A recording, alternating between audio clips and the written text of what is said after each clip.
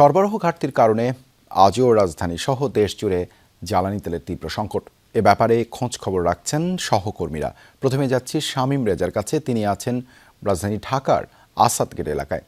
শামীম, রাতভরই তো লম্বা লাইন ছিল, কখন নাগাদ গ্রাহকরা জ্বালানি তেল পেতে পারেন?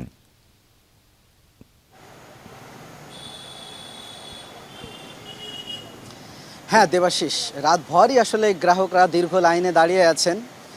এখনও সেই লাইন তারা অব্যাহত রেখেছেন এবং আমরা যতদূর জানতে পেরেছি দুপুর ২টার আগে আসলে রাজধানীর কোনো ফিলিং স্টেশন থেকে তেল সরবরাহের কোনো সম্ভাবনা নেই। একটু যদি দেখাতে চাই আসলে আমি এই মুহূর্তে যে তেল পাম্পটায় আছি সেই পাম্পেরও আসলে গেট তালাবদ্ধ।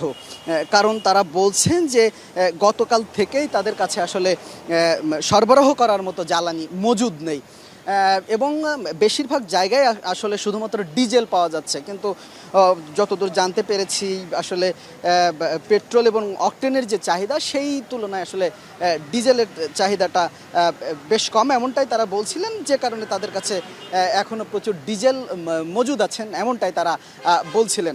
তবে এই দীর্ঘ লাইনে যারা দাঁড়িয়ে আছেন তাদের অনেকেই আসলে গতকাল সন্ধ্যা থেকে এসে দাঁড়িয়েছেন, কেউ মধ্যরাতে এসে দাঁড়িয়েছেন, কেউ ভোরে এসে দাঁড়িয়েছেন। সব কিছু মিলিয়ে রাজধানীর বেশিরভাগ তেল পাম্পগুলোই আসলে ২.৫ কিলোমিটার থেকে ৩ কিলোমিটার দীর্ঘ লাইনে দাঁড়িয়েছেন গ্রাহকরা।